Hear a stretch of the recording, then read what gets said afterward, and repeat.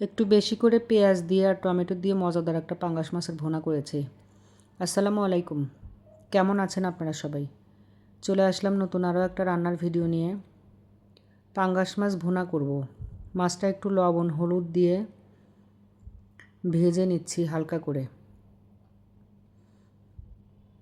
রোজার শুরুর দিকে একটা বিশাল বড় সাইজের পাঙ্গাস নিয়ে আসছিলাম, সেটা খেয়ে এখন পর্যন্ত শেষ করতে পারছি না। মানুষ অল্প, কিন্তু মাছের পরিমাণ ছিল বেশি।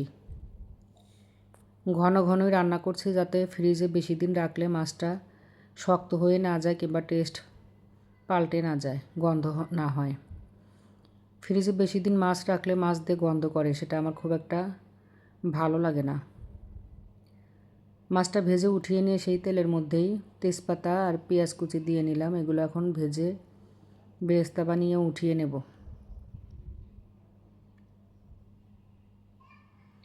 শুকনো জিরা টেলে রেখেছি বাটির মধ্যে, ওখানে উঠিয়ে নিচ্ছি একসাথে। এটা পাটায় বেটে ফোড়ানি বাটা করে নেব।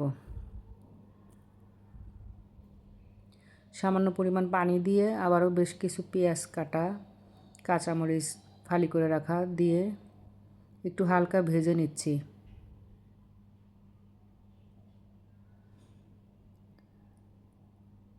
স্বাদমতো লবণ দিলাম, জিরা আর পেঁয়াজ বাটা দিলাম, ধনিয়ার গুঁড়া, হলুদের গুঁড়া, মরিচের গুঁড়া। মশলাগুলো ভালোভাবে এখন কষিয়ে নেব তেলের সাথে।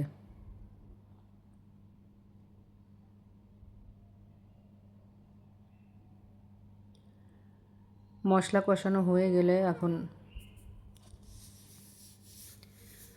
ভেজে রাখা মাছগুলো দিয়ে নিচ্ছি।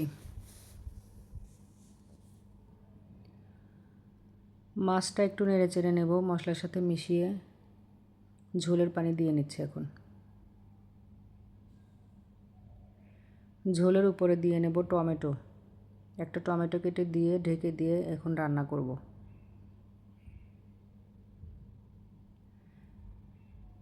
রান্না শেষ হওয়ার আগ মুহূর্তে দিয়ে নিচ্ছি সেই ফোড়ানি বাটাটা, পাটায় বেটে নিয়েছি।